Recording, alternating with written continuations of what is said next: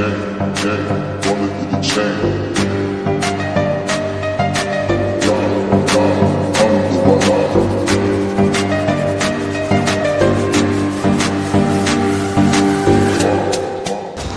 Viewers, আজকে ফাদলি আরাম core সাইডে কাজ করতেছি। দেখেন আমার বড় ভাই এখানে লেভেল করতেছে। এই জায়গাটা আমরা লেভেল করছি। এই জায়গাটা দেখাও, এই জায়গাটা দেখাও, ঠিক আছে? এখানে আমরা লেভেল করতেছি আর এদিকে স্ট্রাকচারের কাজ চলে।